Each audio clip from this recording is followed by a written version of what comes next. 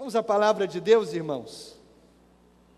Abra a sua Bíblia no Evangelho de Mateus, lá no capítulo 16. Mateus, capítulo 16.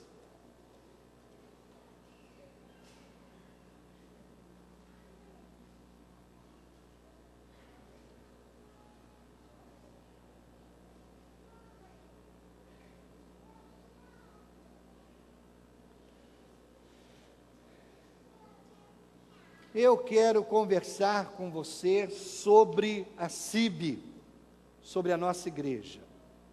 Eu acho que é sempre oportuno a gente rever alguns conceitos que definem quem nós somos, definem o que nós fazemos e por que nós fazemos o que nós fazemos. É uma conversa que eu quero ter com você agora pela manhã. Então vamos supor a seguinte cena dramática. Eu estou no hospital, muito mal, não é? Os médicos já disseram, olha, tem pouco tempo de vida. E aí, a igreja então reúne um grupo de irmãos, e esse grupo vai até onde eu estou, e a pergunta é, pastor, qual a sua última palavra para a igreja? Não é? E aí eu estive pensando nisso essa semana, irmãos. Não pensando em partir, alguém já me encontrou e disse, porque leu a pastoral, alguém já me encontrou e disse, pastor, o senhor está pensando em morrer? Eu falei, nem tão cedo, né? Mas eu estive pensando, o que eu diria de tão importante para a igreja, de tão importante, quando o pastor Mauro Israel foi diagnosticado com uma doença terminal, não é? Fizeram essa pergunta para ele, o que o senhor quer dizer como última palavra para a igreja? E ele então disse assim, diga para a igreja continuar marchando. Ele resumiu tudo nessa única frase. Agora, irmãos, nesse momento final, eu não poderia dar uma lista de 33 coisas importantes para a igreja. Eu acho que não seria produtivo. Eu também não poderia dar uma lista de as 19 coisas essenciais que a igreja não pode deixar de fazer. É muita coisa. No meio dessas 19, com certeza nós nos perderíamos. Eu acho que 10 coisas ainda são muitas. Então o que eu fiz? Eu tentei reduzir ao mínimo possível,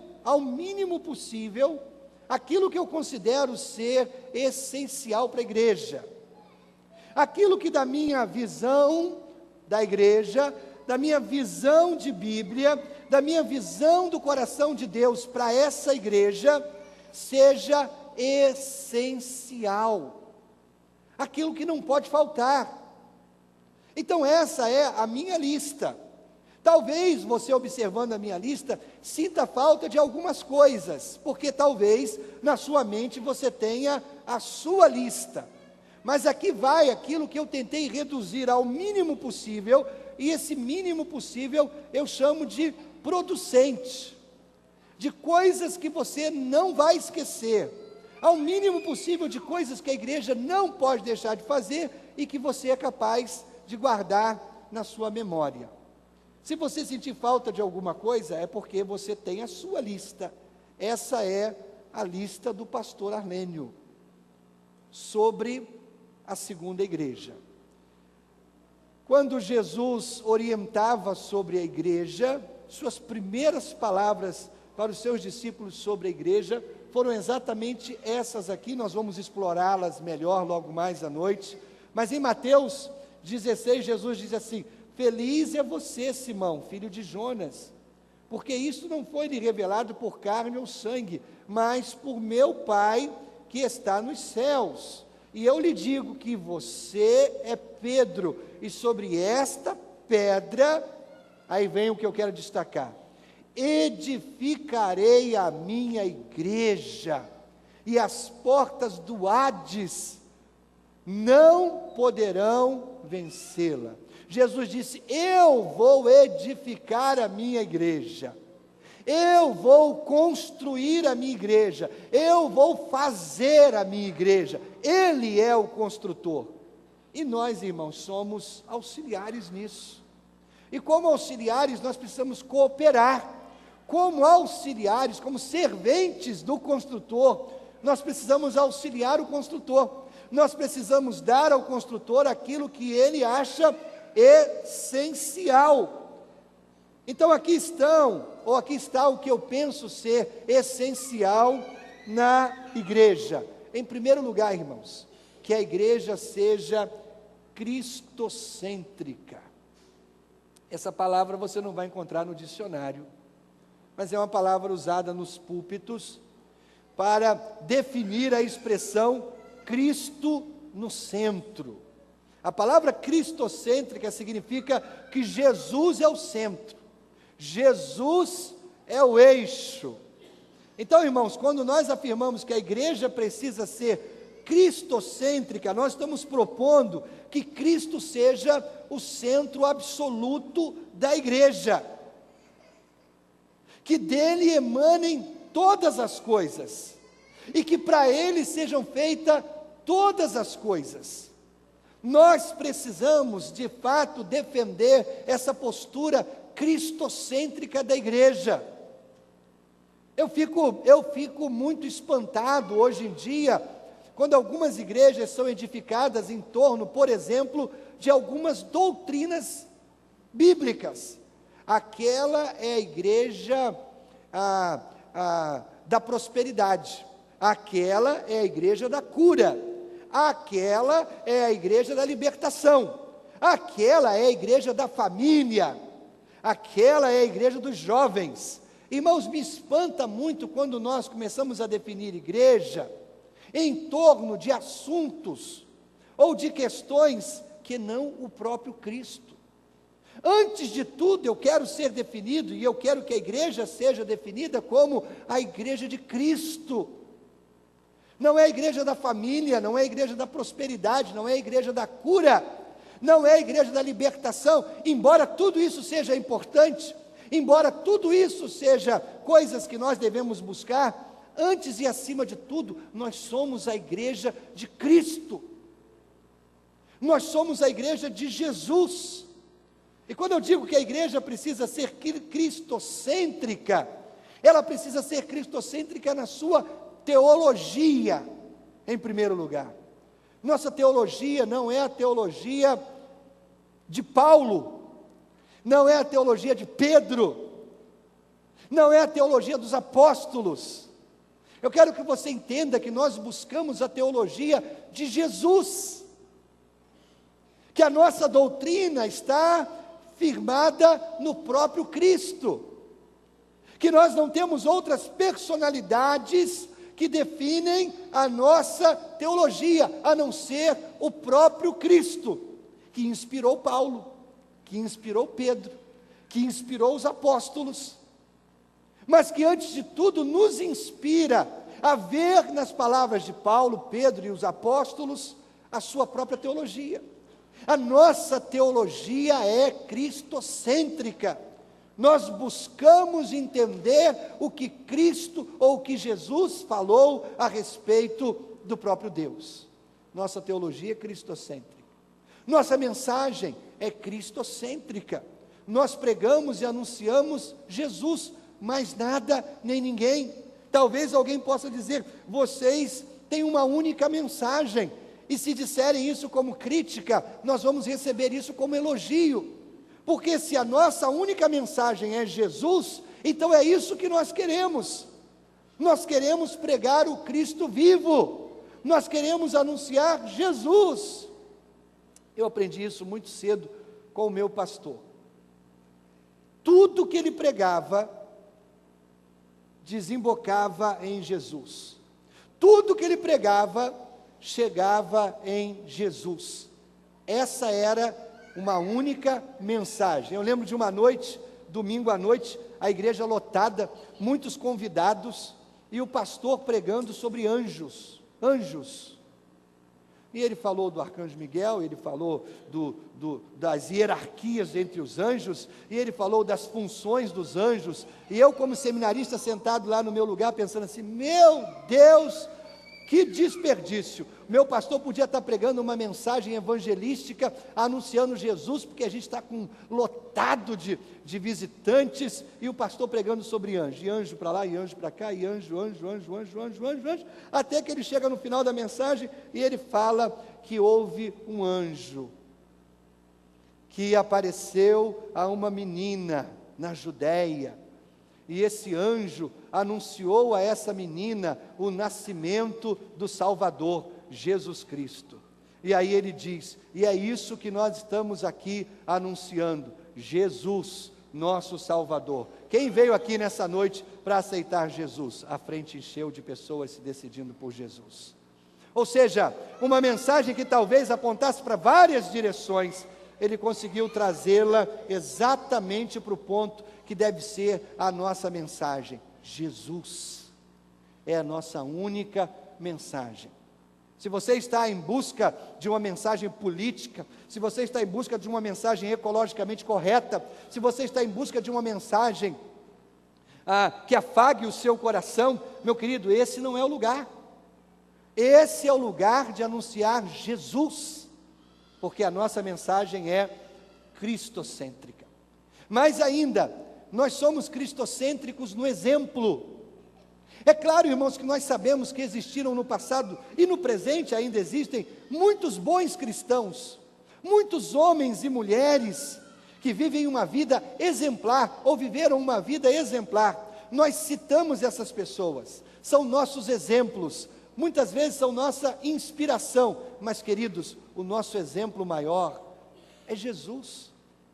Nós não queremos ser como o pastor fulano de tal foi, nós não queremos ser como Martin Lloyd Jones, nós não queremos ser como Martin Luther King, nós não queremos ser como os grandes pastores, nós não queremos ser como Paulo nem como Pedro, nós queremos ser como Jesus. Afinal, a Bíblia diz que o Espírito Santo trabalha em nós para formar em nós o caráter de Jesus, para formar em nós a personalidade de Jesus. É isso que nós queremos, Ele é o nosso exemplo. Diferente do movimento romanista, nós não nos inspiramos em santos do passado, nós nos inspiramos no exemplo de Jesus. Por isso, nosso exemplo é cristocêntrico. Algumas pessoas nos acusam, nós os evangélicos dizemos, vocês são contra Maria. Não é verdade, irmãos. Nós não somos contra Maria, nós apenas enfatizamos o exemplo de Jesus, não o exemplo da mãe de Jesus. Nós enfatizamos o que Jesus fez, não o que outras pessoas fizeram, porque nós estamos interessados em que de fato o caráter de Jesus seja formado em nós. E se eu posso me inspirar em Jesus, por que eu vou me inspirar em alguém que se inspirou em Jesus?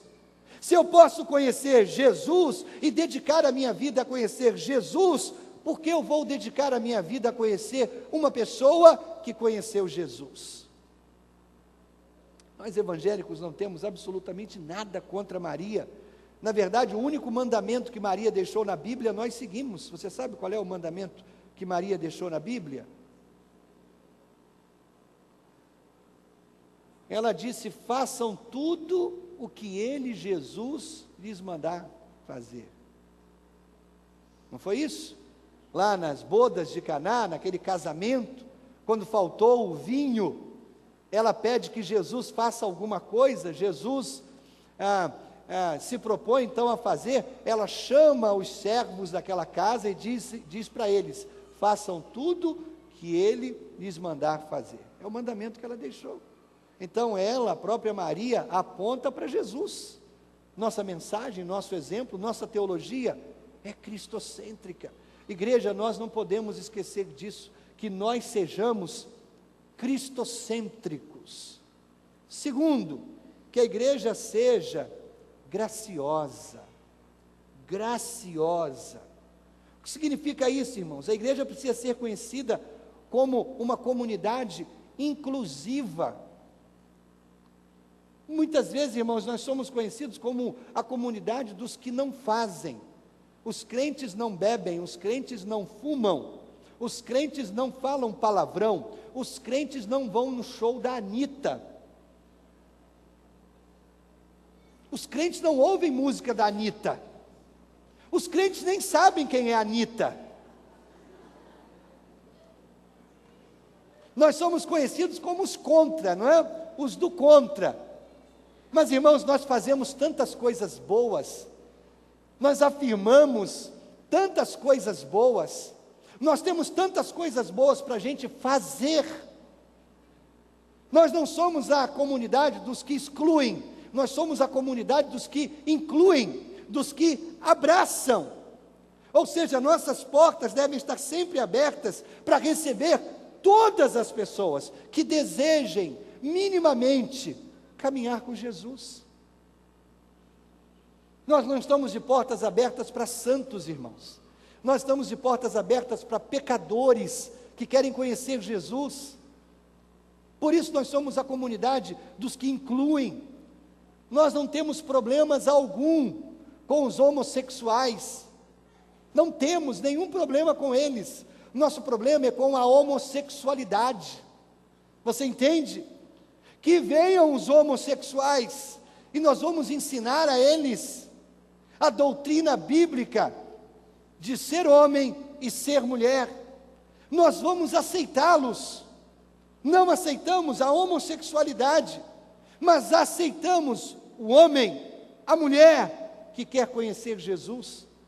Somos uma comunidade que inclui, que abraça. Nós não devemos ser rápidos em excluir, abandonar, colocar do lado de fora, afastar.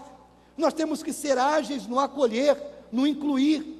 Uma igreja graciosa entende a fragilidade humana, entende as debilidades humanas e trata todas as pessoas indistintamente, com amor. Não fazemos guerra contra nenhum ser humano, irmãos. Nossa guerra não é contra carne, nem contra sangue. Nossa guerra é contra poderes espirituais. Nós não somos contrários a nenhuma prática religiosa, a nenhuma raça, a nenhuma posição social. Nós não somos contrários a nenhuma opção sexual, a nenhuma escolha política. Não somos. Nós somos a favor da Bíblia. E aquele que quer minimamente caminhar com a palavra de Deus, ou na palavra de Deus, tem espaço para ser da nossa família. Você está entendendo isso? Nós não estamos abraçando o pecado, nós abraçamos o pecador, que quer deixar o pecado. E ainda que ele não queira deixar o pecado, nós vamos abraçá-lo com amor, para que um dia ele possa querer abandonar o seu pecado. Isso não significa, irmãos, que para ser membro da igreja, basta querer ser membro. Claro que não. Para ser membro da igreja, existem doutrinas nas quais você precisa crer. Para ser membro da igreja, existem doutrinas que você precisa abraçar. Para ser membro da igreja, existe um testemunho que você precisa dar. Mas para andar conosco, não necessariamente você precisa ser membro da igreja. Para conhecer a palavra de Deus, para estar entre nós, para ser influenciado pela palavra de Deus, e um dia tomar a decisão de ser membro dessa família. As portas estão abertas. Nós queremos ser conhecidos como uma comunidade que inclui os que estão de fora, não uma comunidade fechada. Alguém disse que deixou de frequentar a igreja, por quê? Porque ele tinha um comportamento homossexual. E ele disse que toda vez que vinha a essa igreja e sentava onde ele sentava, lá na galeria, ele era olhado de maneira preconceituosa por algumas pessoas. E ele parou de vir. O que é isso, irmãos? Se não falta de graça, falta de amor, falta de acolhimento. Nós queremos que as pessoas venham aqui e possam aqui ouvir a boa palavra de Jesus. É isso que é a igreja graciosa. É isso que é a igreja que inclui. É isso que a igreja que está de portas abertas para todas as pessoas, todas, independente de suas religiões, raças, posição social, opções sexuais ou escolhas políticas. Queremos que as pessoas se sintam bem aqui, acolhidas para ouvirem a palavra de Deus, com os de fora, mas graciosos também, irmãos, com os de dentro. Somos uma família, nem sempre concordamos com todas as coisas, nem sempre nós somos unânimes nas nossas opiniões, mas nós somos graciosos, em tudo nós manifestamos amor, até pelas opiniões diferentes, até pelas posições diferentes. Nós queremos ser conhecidos como uma igreja graciosa. Então, que a igreja seja cristocêntrica, que a igreja seja graciosa. Terceiro, que a igreja seja celebrativa. Celebrativa. Irmãos, as nossas reuniões devem ser pautadas por um espírito de celebração. Nós não nos reunimos para um velório, nos reunimos para celebrar a vida. Isso não significa que os nossos cultos são sem ordem e reverência. Algumas pessoas confundem, se o culto é celebrativo, ele é sem ordem e reverência. Absolutamente, irmãos.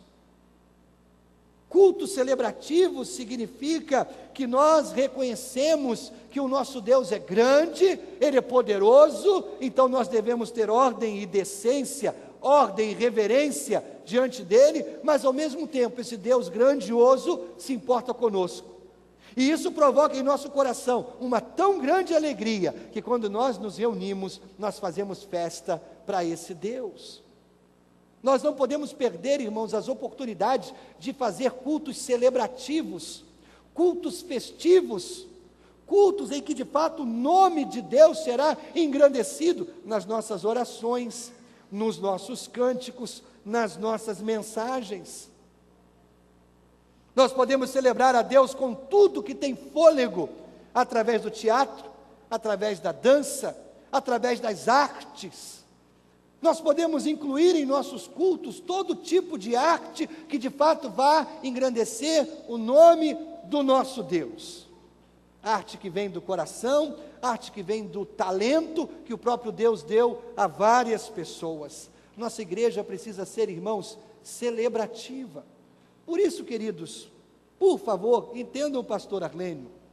Por isso, queridos, nós não realizamos com tanta frequência assembleias, reuniões administrativas, porque entendemos que quando a igreja se reúne, ela se reúne para culto a Deus.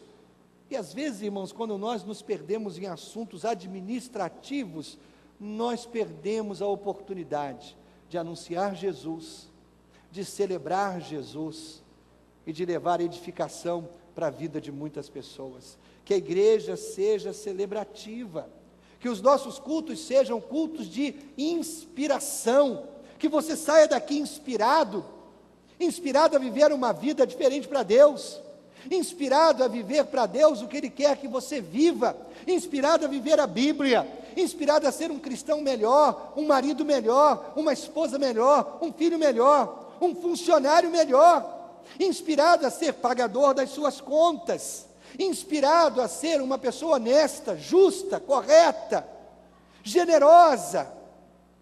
Que os nossos cultos celebrativos tragam inspiração, que os nossos cultos celebrativos também tragam exortação. Algumas pessoas vêm para a igreja e elas querem sair daqui se sentindo bem, não é? Se elas não saem daqui se sentindo bem, elas dizem assim: o culto não foi bom, não foi bom. Mas, irmãos, nem sempre você sairá daqui se sentindo bem, porque muitas vezes a mensagem ou o culto vai confrontar o seu pecado, vai confrontar a sua fraqueza, vai confrontar o seu ponto de debate, vai confrontar onde você está errando, o seu erro. E quando você é confrontado com isso, nem sempre você se sente confortável, nem sempre você sairá daqui sorrindo, feliz da vida. Quantas vezes eu gostaria que você saísse daqui chorando, verdade, porque foi confrontado nas suas mazelas, foi confrontado nos seus erros, foi confrontado com a boa palavra de Deus e percebeu que a sua vida não é o que deveria ser. Então, que os nossos cultos celebrativos não apenas tragam inspiração, mas tragam exortação para o seu coração. Isso faz parte da celebração. Que os nossos cultos celebrativos sejam cultos de adoração. Meu querido, não esqueça disso. Um dia a fé deixará de ser necessária. Você verá a Deus face a face. Um dia a pregação deixará de ser necessária, porque o final dos tempos concluirá a pregação do Evangelho. Mas a adoração nunca deixará de ser necessária. Ela é necessária aqui na terra e ela será necessária na eternidade. Então, querido, encare os nossos cultos como oportunidades de adorar a Deus. Caramba, abra o seu coração nos momentos de cântico e adoração. Não se atrase na chegada do culto, esteja desde o primeiro momento. Algumas pessoas celebraram o fato da igreja agora estar transmitindo o culto pela internet. Então algumas pessoas pensam assim, quando eu estiver muito cansado, então eu posso ficar em casa, deitado na minha cama, aí pego o meu notebook, coloco no meu colo, e sintonizo lá, ligo e conecto lá no site da igreja, e aí eu vou cultuar através do site. Deixa eu dizer uma coisa que eu aprendi nessas férias para você. Deixa eu dizer uma coisa para você, aprendi nessas férias, quem está ausente, perde o presente. Quem está ausente, perde o presente. Os cultos que nós estamos transmitindo pela internet, é para quem não pode de fato vir à igreja. Agora mesmo, o Ronald, membro da nossa igreja, está assistindo o culto pela internet.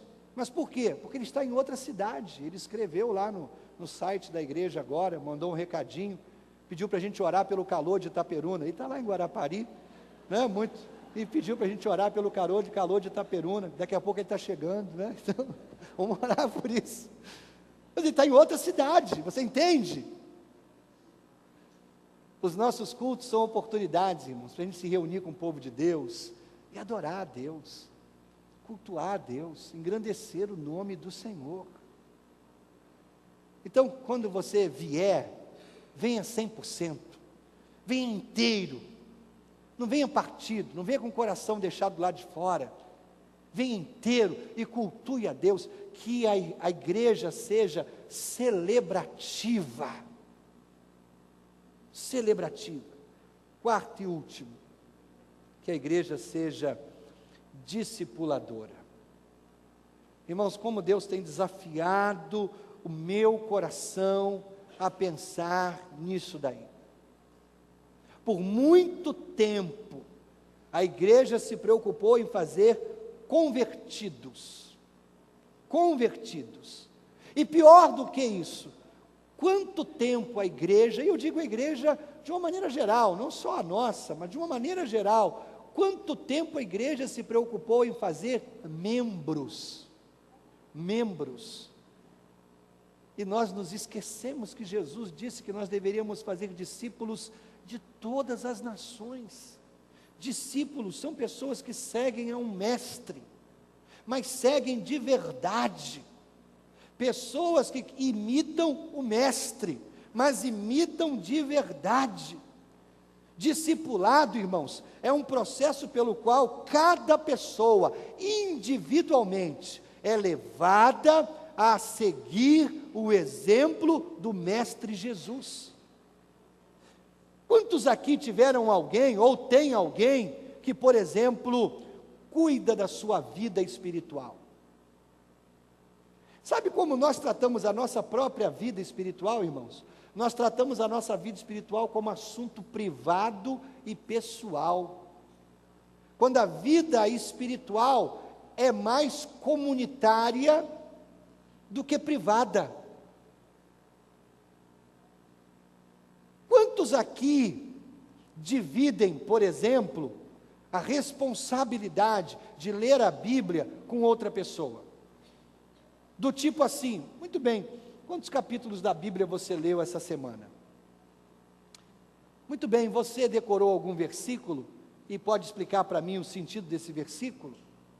E aí nós dizemos assim, não, isso é problema meu. Não, se eu fiz ou se eu não fiz, ou deixei de fazer, isso é problema meu. E aí, irmãos, por nos tornarmos individuais na nossa vida espiritual, é que nós estamos fracassando. A nossa vida espiritual deveria ser coletiva, compartilhada com outras pessoas, ou pelo menos com uma pessoa da nossa confiança, a quem nós prestamos conta, debaixo de quem nós estamos sendo cuidados, orientados, pastoreados, discipulados. Nós não somos e nós não fazemos mais discípulos. A igreja precisa voltar a se preocupar em fazer discípulos, em ser uma igreja discipuladora, em que prestar contas da sua vida para outra pessoa seja algo absolutamente normal, como prática de vida cristã. E assim, irmãos, nós seremos cuidados e nós cuidaremos uns dos outros. Então, que a igreja seja discipuladora, que a gente volte a ter essa visão de fazer discípulos, de dizer com o coração grato a Deus, fulano e beltrano são meus discípulos, e eles têm os discípulos deles, que têm os seus discípulos e os seus outros discípulos. Que a gente possa de fato se preocupar em investir a nossa vida na vida de outras pessoas, para que essas outras pessoas cresçam espiritualmente e sejam mais parecidas com Jesus. Isso é que é ser igreja discipuladora. Não nos preocupamos mais em fazer membros, em contar convertidos, mas quantos estão de fato debaixo de um processo sério, detalhado de discipulado. Irmãos, se eu estivesse à beira da morte, e tivesse que dar minhas últimas palavras para a igreja, seriam exatamente essas 4 palavras que eu daria. Abra, por favor, o seu boletim na pastoral dessa semana. E eu coloquei isso na pastoral, porque eu quero que você leve isso para casa. Quero que você pense nisso. Eu quero que você medite nisso. E mais do que qualquer outra coisa, eu quero que você me ajude a edificar essa igreja dessa maneira. Vamos juntos? Você está com o seu boletim aí? Então vamos juntos? Que a igreja seja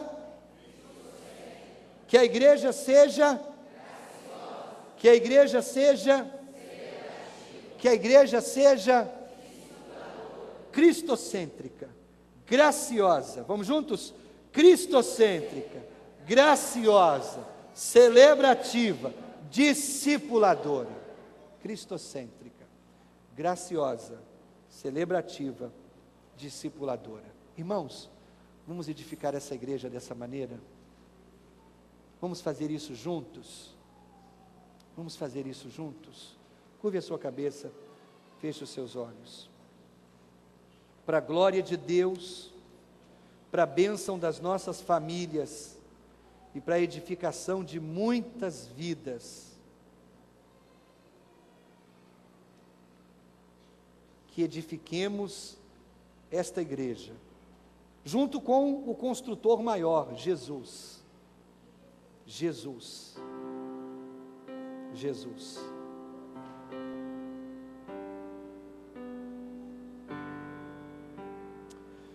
Senhor, eu quero te louvar pelo privilégio de fazer parte de uma igreja que tem o coração aberto para a tua palavra. Por isso, Pai, nessa hora aqui nos reunimos, e quando abrimos a tua palavra, Deus, descobrimos o Cristo que é o próprio edificador da igreja, dizendo que as portas do inferno não prevalecerão contra ela. E é baseado nisso, Deus, que nos colocamos ombro a ombro, um ao lado do outro, para dizer: Senhor, edifica a tua igreja e conta com a minha, com a nossa ajuda. Dá-nos graça, Senhor, para que de fato nós possamos edificar essa igreja como igreja graciosa, como uma igreja cristocêntrica, como uma igreja celebrativa e como uma igreja discipuladora, Deus, para a glória do teu nome, para a bênção das nossas famílias e edificação de milhares e milhares de vidas. Dá-nos a tua bênção e a tua graça, Pai, para que seja este um ano marcante na vida e na existência da nossa igreja. Que ao olharmos para trás, possamos lembrar de 2014 como um grande ano do início de um grande movimento da tua igreja para impactar muitas e muitas e muitas vidas. Seja o ano da salvação, o ano do discipulado, Deus, de ganhar pessoas e cuidar muito bem delas. É o que pedimos e oramos em nome de Jesus. Amém, irmãos? Amém. Vamos ficar de pé, vamos orar encerrando o culto nesta manhã.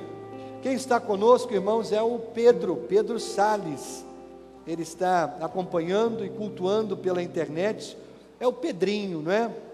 Pedrinho, membro da nossa igreja, ele fez uma operação, uma cirurgia nos 2 joelhos.